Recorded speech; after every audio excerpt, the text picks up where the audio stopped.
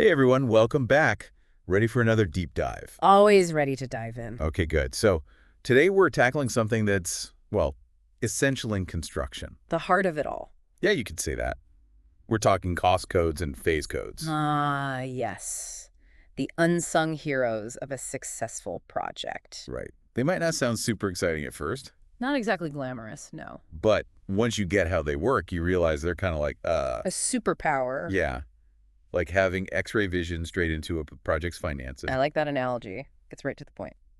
So in this deep dive, we're going to break it all down, okay? Why these codes matter so much, the nuts and bolts of how to set them up. And the real benefits they bring to, well, everyone involved in a construction project. Exactly. So first things first, what are cost codes and phase codes? Like, what are we even talking about here? Okay, think of it this way. Every construction project, right? It's basically a giant puzzle made up of tons of different pieces. Lots of moving parts, for sure. Right. And those pieces, they all cost money. So a cost code is like a unique label for each piece of the puzzle. Materials, labor, equipment, you name it, each one gets its own code. So instead of just having one big lump sum for labor, we're breaking it down even further. Exactly. You want to know exactly where every dollar is going. And that's where phase codes come in. They're all about the timeline. Think of them as dividing your project into chapters, each with its own budget and time frame. So like foundation, framing, electrical, each of those would be a separate phase. Exactly. Helps you track the financial progress of each stage of the project. Okay, so I get the what. But why is all this detail so crucial?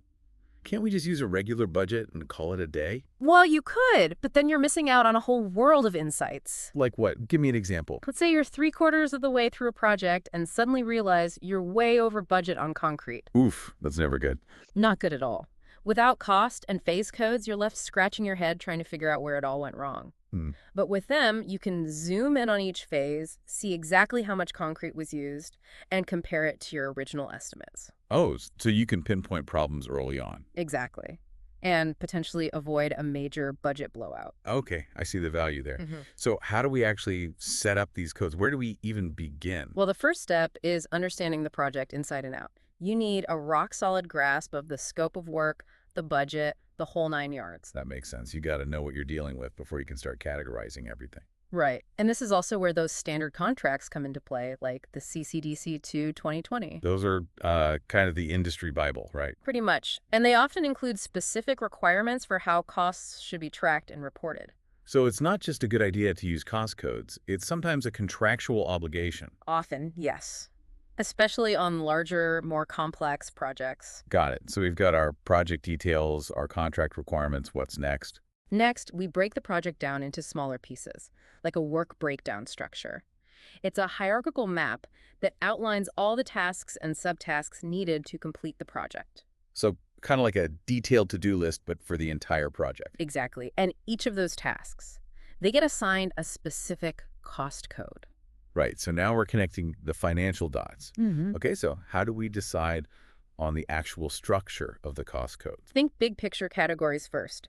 Labor, materials, equipment, subcontracts, those are your main buckets. And then within each category, we get more specific. Precisely. For example, under materials, you might have subcategories for lumber, concrete, steel, drywall. You get the idea. Okay, so we could have hundreds of codes on a big project. How do we keep track of all that data? Spreadsheets can work for smaller projects, but for anything complex, you really need specialized financial software. So it's like our digital command center for all things cost codes. Exactly. It helps you track spending, generate reports, analyze trends, you name it. And that all leads to better decision making, right? Yeah, absolutely. It's all about having the right information at your fingertips when you need it. Okay, I see how it all works. But let's talk benefits.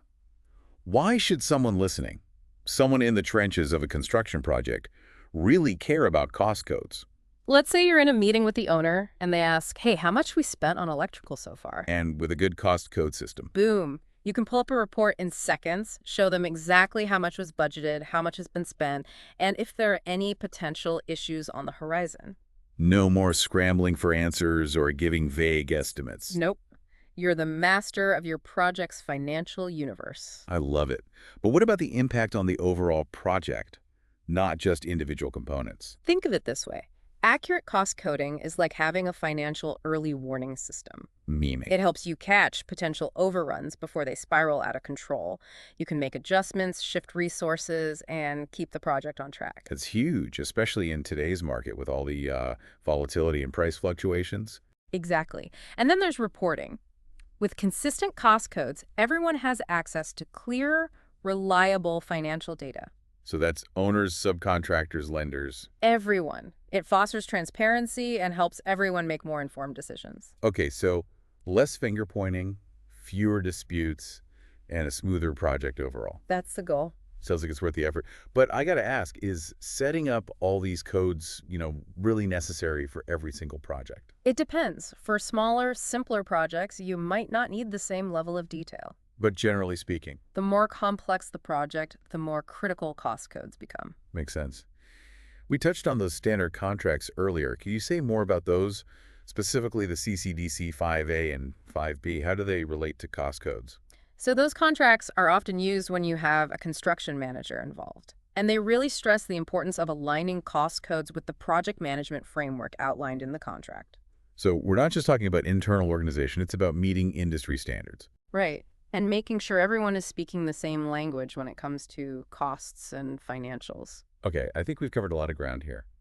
Any final thoughts? I guess the biggest takeaway is that cost codes and phase codes, they're not just about numbers on a spreadsheet. They're powerful tools that can make or break a project. They're the foundation for financial clarity, control, and ultimately project success. Exactly. Imagine a world without them. Projects would be shrouded in mystery and decisions would be made on gut feeling rather than hard data. Definitely not a recipe for success. Well, thanks for taking this deep dive with us. We hope you found it valuable. Always a pleasure. And to everyone listening, we encourage you to explore this topic further and think about how these concepts apply to your own projects. Until next time.